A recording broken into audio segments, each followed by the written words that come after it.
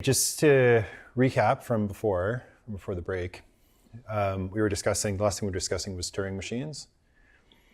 And well, maybe more broadly, we were discussing different models of computation, right? We started with this very simple model called the finite automaton. It was this graph and it had arrows. You start somewhere in the graph and then based on each bit of the input, you follow one of the arrows. You end up at an accept vertex or you don't, and that outputs 0 or 1.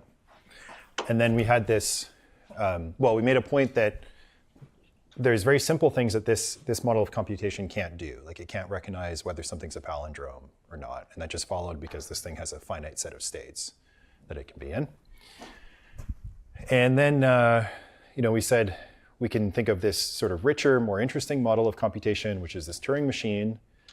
And it looks like this. So now there's an infinite set of states and that there's an infinite tape that can have zeros and ones in the different cells. And then there's some control box, which follows some finite set of rules. Okay. And the rules look at the current state of the box and the current state, the box is connected to the tape by what we're calling the read-write head. Okay, so this thing's looking at one entry in the tape, and the box can sort of see that, and it can update, what's going to happen next or what it's going to write in the cell afterwards, based on what's in the cell now and what its current state is. Okay, and it just keeps following these little rules. Okay, so one thing that we can note is that now, while this model of computation could not recognize palindromes. Right, this was uncomputable in this model. That's easy to do in the Turing machine, right? So how would you do that? Well, let's say you're given this input. It's a string. It's stored in this tape. You could have a rule that brings you to the start of the tape, looks at the value, stores it in the box, goes all the way to the other side of the tape, right, to the last non-empty entry, checks if it's the same. If it is, then you're good and you keep going. If they're different, then you output 0, right? It's not a palindrome. If they're the same, maybe you erase the first and last entries and then you repeat that, right? And you just keep going. And then if you end up with an empty tape at the end of the day, then it was a palindrome. Okay. So this one can recognize a palindrome. So that problem in this model is computable. Okay. Okay, and in general,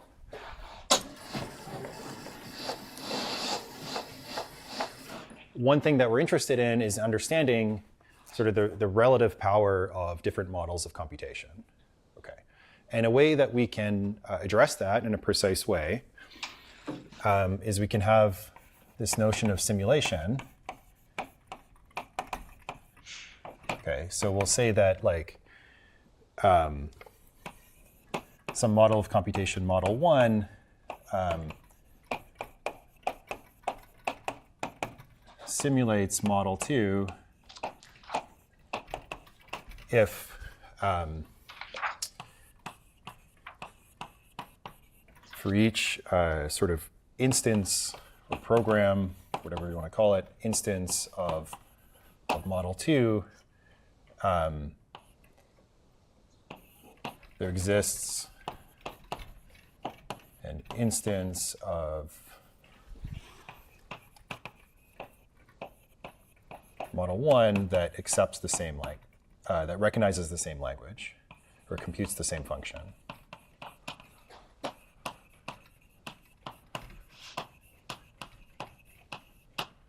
Okay. That's our definition of what it means for one model to simulate another. So for example, in this case, we can tell that it's definitely not true that the finite automaton can simulate the Turing machine, right? Because this Turing machine, there's some particular set of rules I could choose for the control box. That's a particular sort of instance of this model, which would have no corresponding model over here that accepts the same language, right? Recognizes the same language.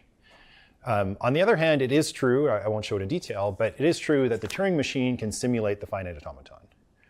Okay, so that should be pretty clear because this, this finite automaton has a finite set of states and some finite set of rules. So you can just write all of those directly into the action of the control box, right? You don't even really need the tape. Okay, so yeah, some models of computation are more powerful than other ones. Okay. And then from there, we can get to a very important idea in computer science, which is called universality. Okay. So this is this idea that there sort of aren't as many different models of computation as you would think. There's sort of very weak models. And then there's the Turing machine. And if you try and make something more powerful than the Turing machine, you find that you sort of can't. Anything you write down, it seems, has some simulation via the Turing machine. So, for example, let's say we won't write it down. Let's say that we had a Turing machine, but it has 2 tapes and 2 read-write heads, right? And then there's some more complicated set of rules that can look at these 2 bits at once on the two cells of the 2 tapes. Okay. You can find that anything you can compute with your 2-tape Turing machine, you can actually also compute with your 1-tape Turing machine. Might be some overhead, it might be a little bit slower or something, but in terms of what you can and can't compute, it's the same. And there's this general phenomenon where, it seems like sort of once you have a kind of rich enough set of rules, a rich enough model of computation, it always collapses back to being the Turing machine. Okay. Okay, so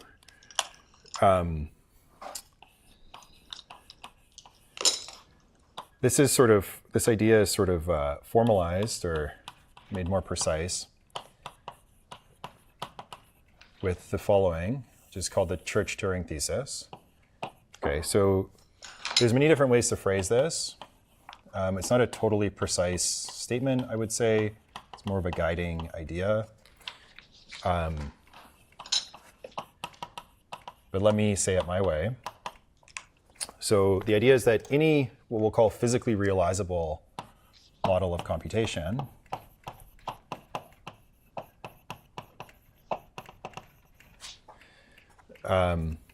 can be simulated by a Turing machine.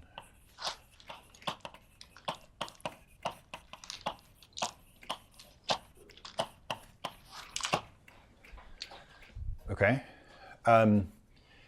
So computer scientists somehow see this as a mathematical statement. I don't really understand how to think about this as a mathematical statement.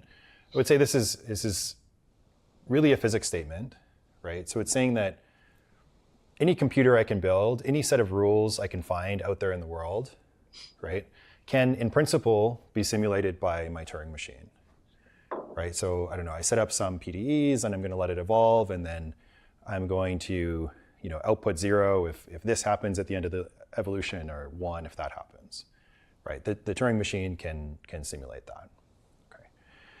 Okay.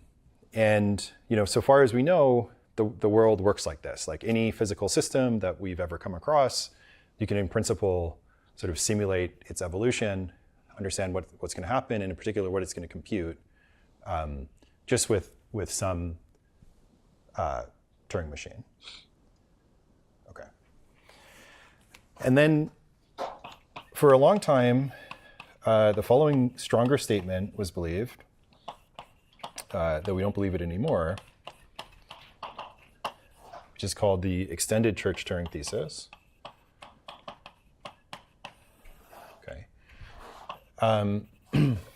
Which says that any physically realizable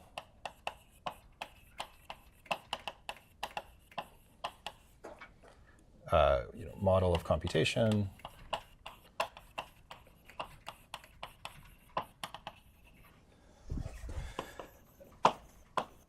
can be efficiently simulated.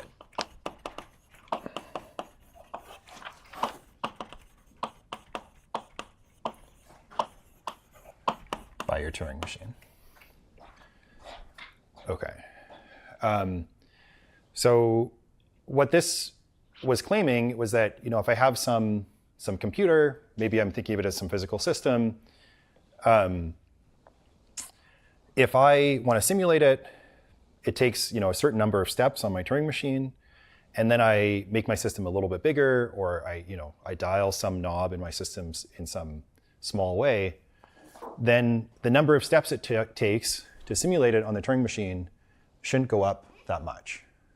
Okay.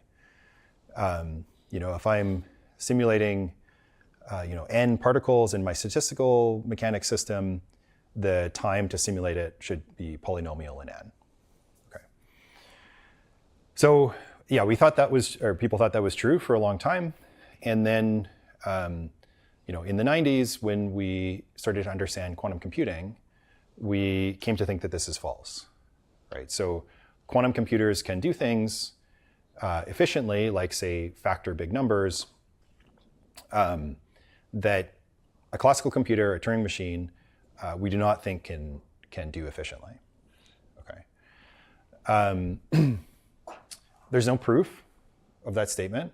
Okay, so there's no problem that we can just prove unconditionally is done faster on a quantum computer than a classical computer.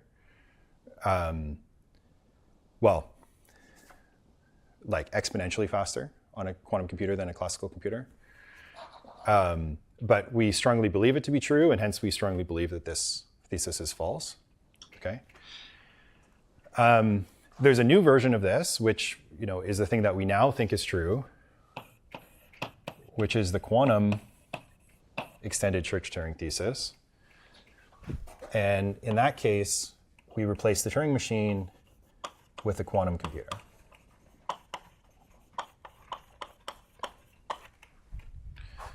Okay? And so far as we know, or so far as the evidence points, that seems to be true, right? But I think it's a physics claim. Like it could be that we find some effect in quantum gravity, for instance, or even just in quantum field theory, that we can't efficiently simulate using our, what we now think of as our model of a quantum computer. Maybe quantum gravity lets us go outside of that. Maybe some other physics that we haven't discovered yet lets us go outside of that. Okay. Alex, yeah. what's the definition of efficiently here? Yeah, I'm being a bit loose, so we're gonna be more precise about that as I get more into complexity theory and things in this course.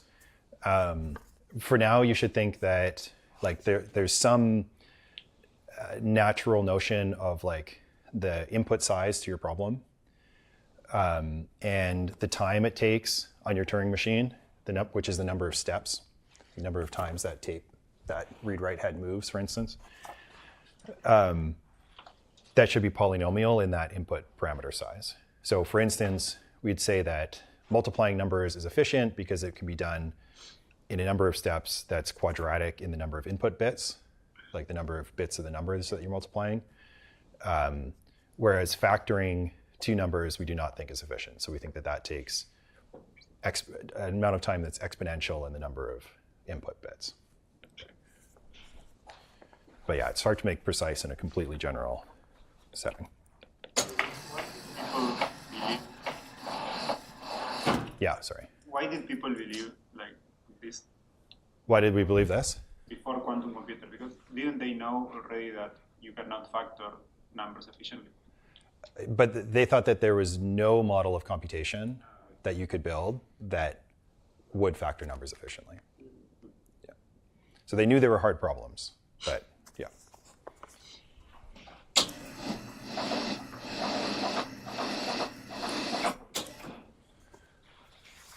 Other questions? Okay, so I'm now going to go slightly off script, or well, at least out of order, just because I want to make sure to equip you with what you need to know for the tutorial on Thursday. So if you're following in the notes, then yeah, this is in a different order. But yeah, so let's skip to quantum computation and what we mean by that, exactly what our model of a quantum computer is, etc. And then later, probably in the last lecture, I'm going to come back to discuss more about both classical and quantum complexity theory. Okay, so quantum computation. I just want to define the model in the same way that I defined what the finite automaton is or what the Turing machine is. To do that, let me actually, well, first of all, divert slightly back to classical things. So I'll introduce another classical model of computation, which is the circuit model. Okay.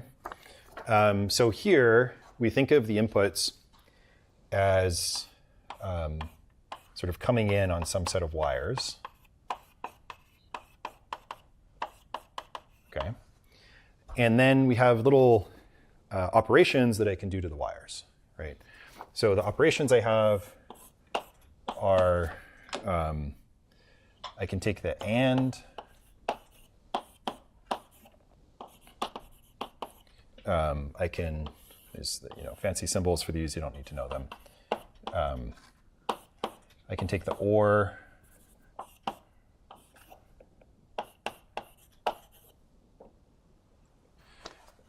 I can negate things.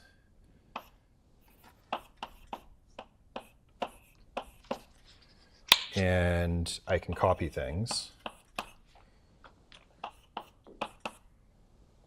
That's called fan out. Okay. And then we can, combine these things in some way to build up some more interesting functionality. So, maybe I take these and I do an and okay, here I do my OR, and then I copy this output, I do an and, so on. Okay. And we're going to keep going until, at the end of the day, we just have like one output bit, and then that's the value, accept or reject, 0 or 1. Okay. Okay, so this isn't quite a model of computation yet, because a model of computation is supposed to take an input of any size, right? Whereas for any one given circuit, it just accepts an input of a fixed size. And so to supplement this, the model really has a sort of extra step. So so the sort of step one is like your input x of length n. Your input this. And then the first thing is that you have a Turing machine compute the circuit from the length of the input n. Okay. And in a way I can't make totally precise right now because I'm doing this a little bit out of order. This is going to be a very weak Turing machine. So it's going to barely be able to compute anything, okay? But it just does some very simple thing to like figure out the layout of my circuit. And then the second step is it like inputs X to this circuit, right? And then it outputs, right? The output will be this, this bit that occurs at the end of the circuit. Okay. Okay. Good. And then this model, is in the same universality class as the Turing machine. So, anything that you can compute here with this circuit, you can have your Turing machine, also figure out. So how would you do that? Well, you first of all, take one Turing machine that's going to compute the description of the circuit, and then another Turing machine that's going to start with this as its input string, and then, for instance, look at these 2 bits in the cell in their 2 cells, and then compute the AND in its control tape, and then write this one into some part of the cell, and you just keep going like that until you end up with this. Okay. Good. So those are classical circuits, and then our model of quantum computation uses a notion of a quantum circuit, and so let me actually go here. I don't know why I skipped over there.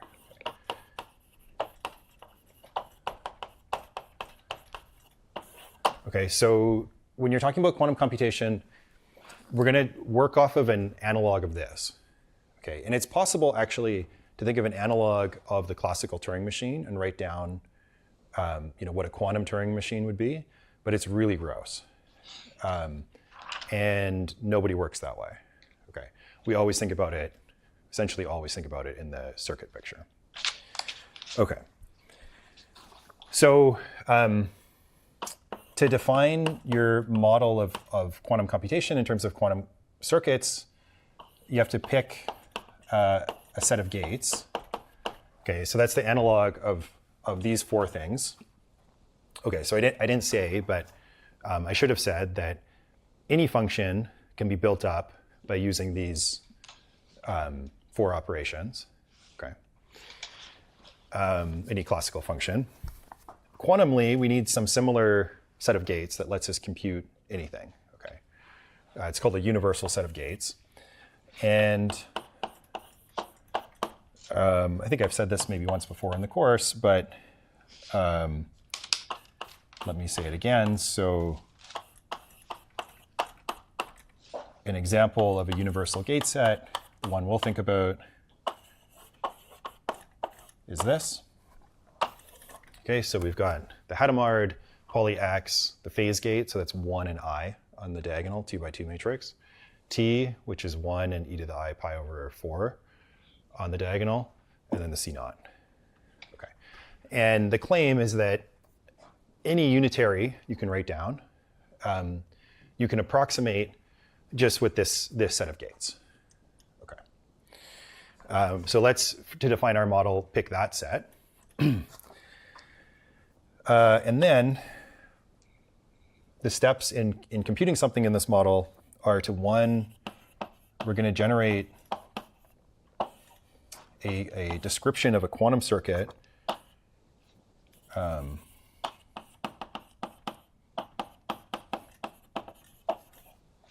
using a classical Turing machine.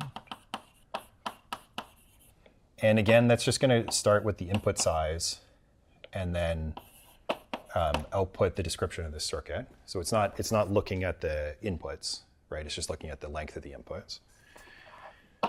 And then we're going to encode the input, which is for us a classical string, right? So it's 0, 1 to the n as a computational basis state, right?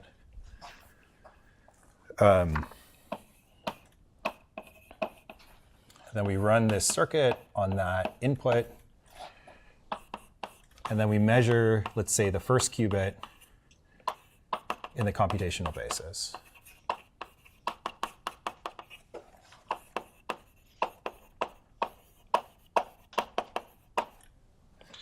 Okay, and that gives some output, call it Z, which is a single bit.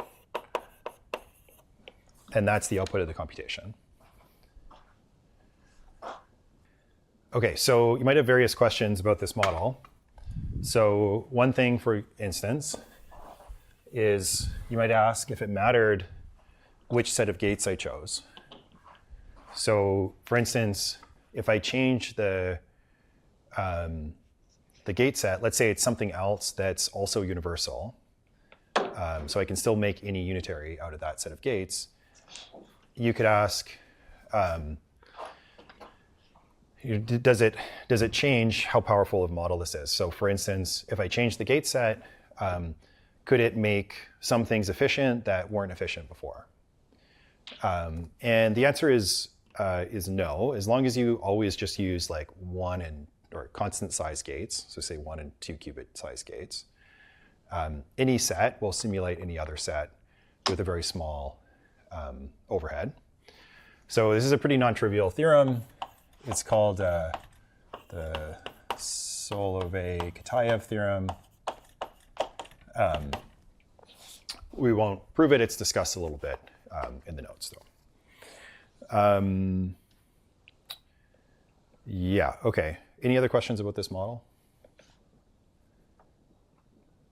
OK, so we're going to come back and discuss complexity theory and discuss sort of the relative power in sort of general terms of between this and the classical models. But for now, I kind of want to skip forward to thinking about quantum algorithms, which is related. So we're going to start getting a sense of how, inside of this model, you can make use of quantumness, of quantum features, to help you do computations, right? Why is it helpful at all to do to be in the quantum setting? And in fact, it's interesting that historically, the first discussions around quantum computing were actually from the other perspective. So people worried. They said, quantumly, I don't have fan out, right? I can't copy. And I also sort of can't erase, right? And they thought that perhaps that would limit how well you could compute. And they're worried about, like, as you sort of miniaturize transistors and things, and you start pushing into this quantum regime, maybe you hit some fundamental roadblocks because of these limitations on quantum mechanics, right? And then it wasn't until a little bit later, people like David Deutsch and Feynman started suggesting that, actually, this could be helpful. Okay, so let's start trying to understand why this might be helpful. So the simplest example to illustrate this is something called Deutsch's problem, and it illustrates an effect that's sometimes called algorithmic interference. And it really lies at the heart of most quantum speedups. Okay, so we're going to cheat a little bit in discussing this, and we're going to change the model in a little bit, or change the kind of problem we're trying to solve a little bit, but it's going to illustrate the point. So we're going to introduce an object, which is called an oracle. Okay, and this is like a black box that you can query. You can ask it questions, and it just evaluates some function, and you don't know the function. Okay, so it sort of gives you black box evaluation of some unknown function f, right? So classically, you might think of this as like, there's some box, you're allowed to stick x in one side, and you get out f of x, but you're not allowed to look at what's going on inside. Okay. And of course, we're going to need some notion of a quantum oracle. So this is just an oracle, but it just works in superposition. So this thing's going to act on two registers. Let's call it A and B. And what it does is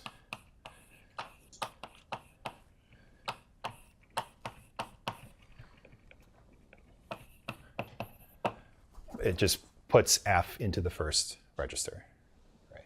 And of course, it can't like erase z and put f there, because that wouldn't be reversible. So it has to XOR in the value of f. Okay. So this is our quantum oracle. And then, importantly, it's a linear operator, so it works in superposition. So if I put f z x1 plus x2, I'm going to drop a lot of normalizations in this class. Then I would get z plus f of x1, x plus x1 plus z plus f of x2, x2. Right? Okay. Okay. One other comment about oracles is that we can think of them this way as adding the value of f into the first register, or we could instead, if we choose the first register to be in the minus state, right, then this has the effect of introducing a sign depending on the value of f.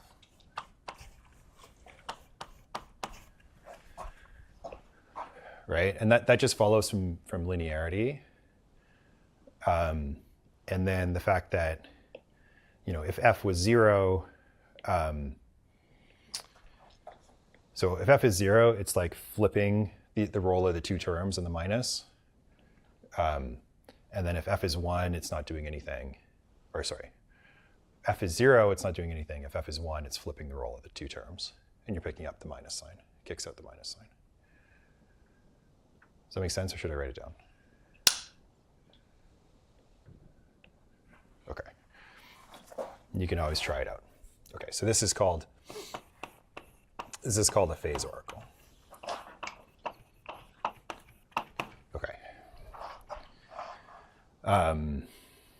Yeah, and sometimes we also just drop the minus sign and we just say, oh, this OF acts by kicking out a -1 to the f of x when it hits x.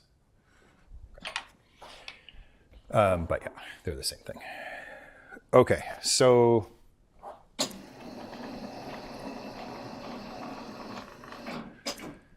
the reason we're talking about oracles is basically that we want to compare classical and quantum, and we want to be able to say, like, in this situation, quantum was useful for something. It let me do something faster. And as I mentioned, last lecture, it's typically very hard to make statements about the complexity of problems, even classical problems. So if we have some classical problem, and the best way I know how to do it takes 2 steps, and then I give you a quantum way to do it that takes 1 step, it's hard to actually prove that was better. In the oracle case, you can actually prove it. Okay, that's why we're discussing it that way. Also, it's just kind of clean and illustrates the point. But anyway, so which problem are we going to address? So this is called Deutsch's problem. The input is an oracle. So it's oracle access to some function f of just a single bit. Okay, and then the output, I want you to output I want you to output the XOR of the 2 values of f. Okay?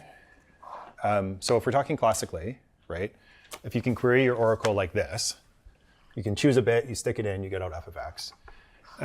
It's pretty clear, and you can prove that you need to query it twice, right? So all that you can do is ask it f of 0 or ask it f of 1. If you ask, say, f of 0, you still don't know this value. If you ask it f of 1, you still don't know this value. So you need to ask it something again. So you've done at least 2 queries. Right? Okay, but quantumly, we do not need 2 queries. We only need 1. So to do that, actually, I think I'm going to try and get you to do that. But let me set it up a bit. So I want you to understand, how can we get this out using just 1 query? And the hint is that you should think about this.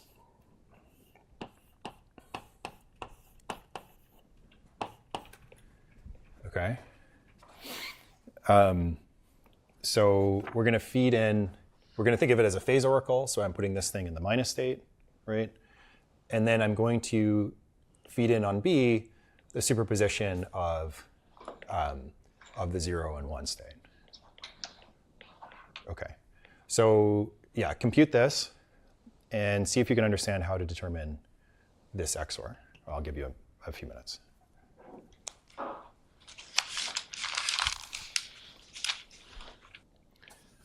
Okay, so let me go through that. So we're going to use linearity. I'm just going to leave this as minus, but I'm going to expand this out. So this is 0 plus OF minus 1. Sorry, that's not showing up very well. And then I use what this oracle does or the way that it acts. So it acts like this. Here I get let's maybe write it this way. So minus 1, it kicks out a minus 1 to the f of 0, right? 0. And then here I get OF minus, and then I get minus 1 to the f of 1. 1. Okay. And then this part didn't change, right? So I can factor that back out. So this is OF minus 1 f of 0, 0 plus minus 1 f of 1, 1. Okay. I don't quite have the XOR yet, but I know that overall phases don't matter for quantum states. So let's like get rid of a overall minus 1 to the f of 0 phase. So that's going to leave this, and then I remove this phase, right? And then I'm factoring out that phase, so I pick it up here. So that's like minus 1 f of 0 times minus 1 to the f of 1, which is just just puts their sum in the exponent, and then 1. Right? Yeah. Do we drop O of f after we have the phase, like on the second line? Should I drop this, you mean? The O of f acting on. Because we have already the effect of... Oh, yeah. Sorry, you're right. Here. Sorry, I don't know why I was doing that. Yeah, so this acted, and then, yeah, just like here, it's not there. Yeah. Okay, good, thank you. Yeah, so I got this. And then, what is this? Well, if the parity here, if f of 0 plus f of 1 is 0, then this is the plus state, right? This is plus if f of 0 plus f of 1 is 0, and minus if it's 1. Okay, so if I want to learn this parity, then all I have to do is apply the oracle to this state and then measure the B register in the Hadamard basis. And I will end up with, the output will be exactly this. Okay, and I just query the oracle once. Okay. Yeah. Okay, so it's important that sometimes people will say, or maybe in the popular press or something, they'll say that you're sort of looking at all values of the function at once. That's not really true, right? But you can have all the values of the function in superposition, and if you choose your superposition just right, you can extract from that some special property of the function, right? And so, we're querying once, we're measuring once, we're learning one bit of information about the function. That's, still true. I'm still limited in that way. But if I set things up right, I can make the one bit I'm learning the one bit that I want. Okay.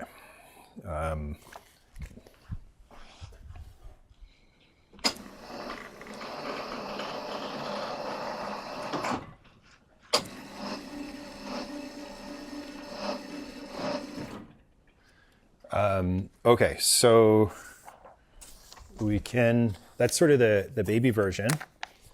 But now we can keep going. We can generalize this.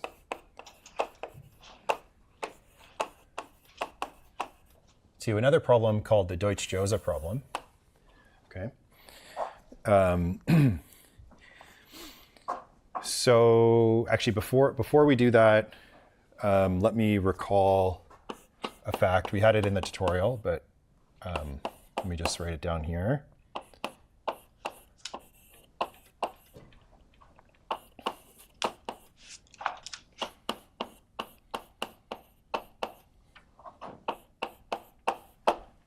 Okay, so this is a bit string of length n, computational basis state.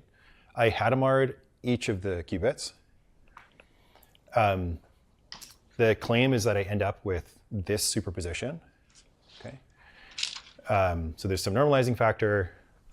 There's a sum over all the basis states, and then there's a phase that's determined by the inner product of the input state I put in, and then this thing here, k.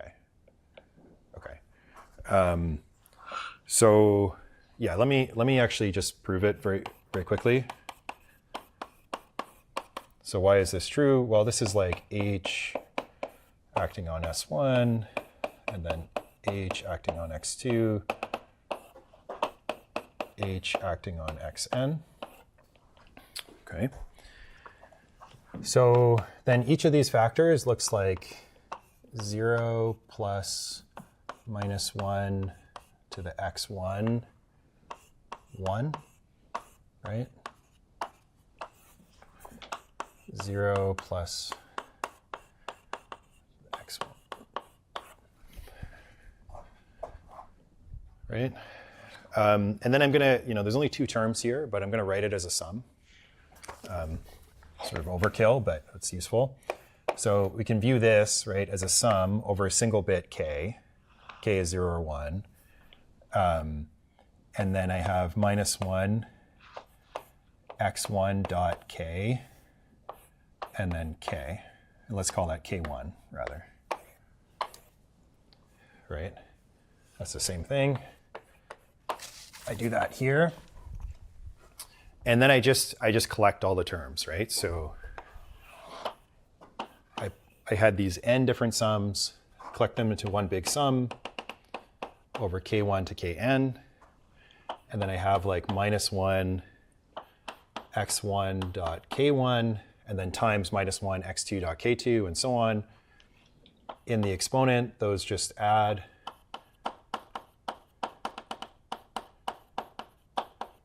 Right? And then I have k1, kn, and then that's just this, where this is just the more compactly written version of that. Okay, so that's anyways, that's some identity that we need. And now let me state the problem that we're going to try and solve with our quantum model of computation. This is the Deutsch-Jozsa problem. The input is now oracle access to a n-bit function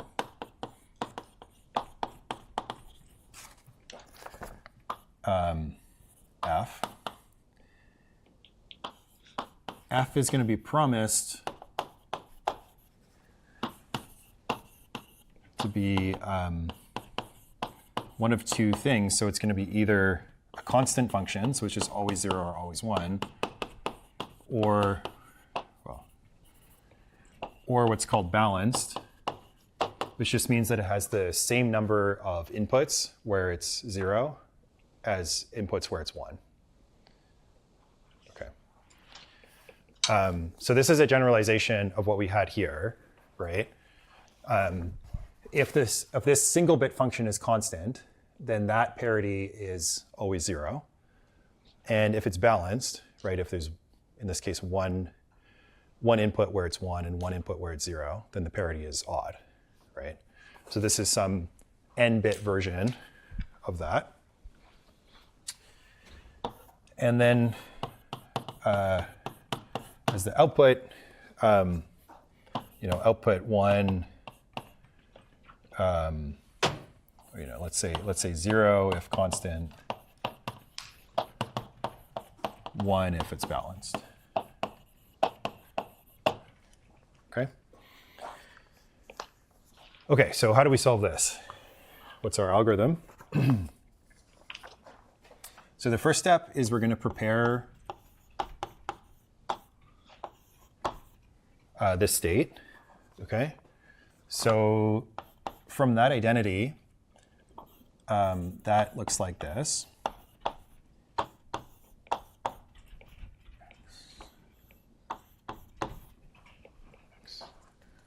Okay, it's confusingly switched what the role of x is, but basically I'm taking this x to be 0, or this x to be 0. So I have a +1 phase all the time, and I end up just with a superposition over all the basis states, all the computational basis states.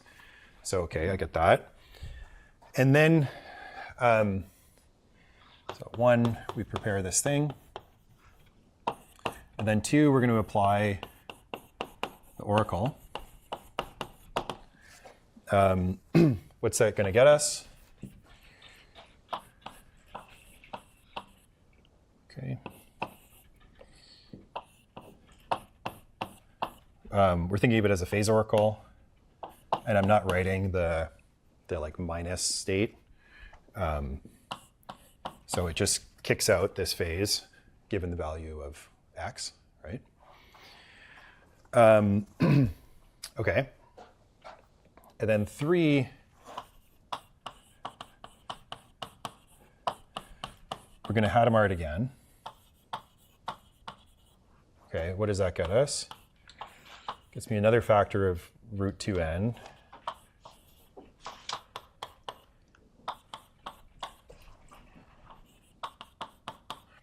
Hadamard hits this thing. That gives me the sum over k with the phase like -1 to the k dot x. Okay. Like this. Alex? Yep. I was thinking we have an ancilla system which is in minus. So Yeah. the oracle, okay. Yeah, and I just didn't write it. But yeah, that's right.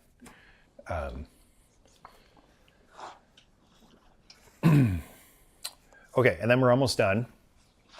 So then 4, we're going to measure in the computational basis.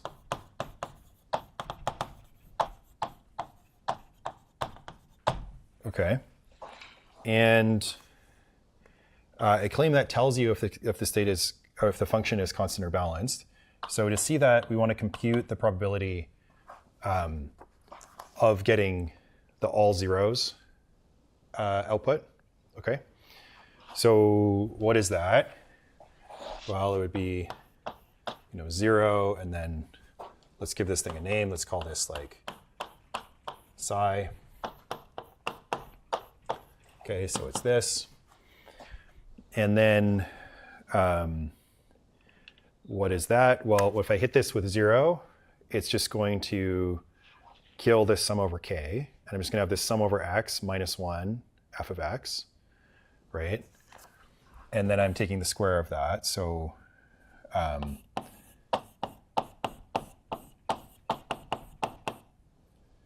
okay, so it's just this, right? And now what is this? Well, if this guy is balanced, then in this sum, there's the same number of pluses as minuses, and the whole thing's going to give me 0, right?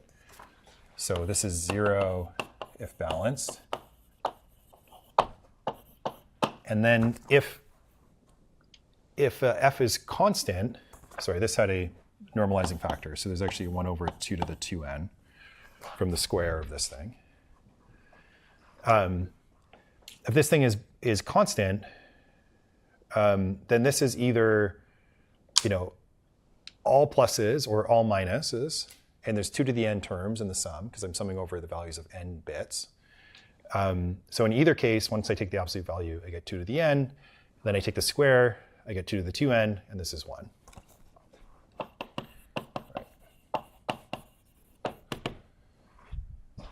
Okay. Okay, so all we do is we measure in the computational basis, and then if I get the all zero string, I know for sure that the function's balanced. And then if I get, if I get the all zero string, then I actually know that it's constant. This is sort of confusing the way I wrote it, but probability of getting outcome 0 is 1 in that case. And if I don't get 0, then I know the function was balanced. Okay. Okay, so again, we've queried the oracle in superposition. We haven't actually looked at all the different values of the function f, but we've by setting up the superposition correctly, managed to extract exactly the bit of information about it that we wanted. Yeah. I feel like classically, if I had a very large number of bits and I had this light panel that was either 0 or 1 for each bit if it was changed, then I could just look at the panel, take all the bits, and then see instantly if some of them were not the same light. Yeah. So this problem okay, I should have discussed okay, how hard is this classically? Yeah, it feels it's not that hard classically. It actually isn't that hard classically. So let me explain. So let's say you're trying to solve this classically, and you're happy with solving it with high probability, right? Then you just look at a constant number of bits, and if they're all the same, you output constant, and if some of them are different, you output 1, right? If you, for instance, have a function, or okay, you can pick. If you pick a random subset of bits, then this is going to work with high probability, right? And so this isn't a good separation between classical and quantum if you're okay with solving things with high probability, right? In that case, they both require a constant number of queries. Quantumly, it'd be 1 exactly, and then classically, it'd be a couple, but not a big difference.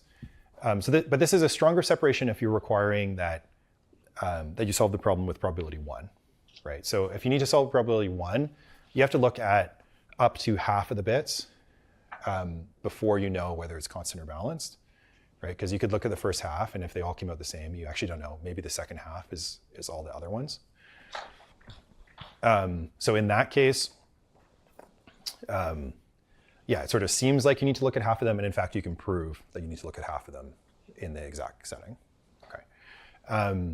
But okay, so you can improve upon this. You can actually find separations of this form, some oracle kind of separation that works in the robust case, even when I allow small errors. Algorithms are a little bit more complicated. I'm not going to describe them here, but okay, it does exist. Does that answer your question? Yeah. Okay. Okay, so I'm out of time. I'll leave it there. Okay, so that's our start on quantum algorithms. And then next time we're going to do the Grover search algorithm, which gives us sort of generic quantum speedup for searching through a database, would be one way to think about it. And then the tutorial is going to cover that as well. And then once we're done that, we're going to come back to discuss, like I was saying, in general terms, the power of quantum computers, and think about classical and quantum complexity theory. Okay, thanks.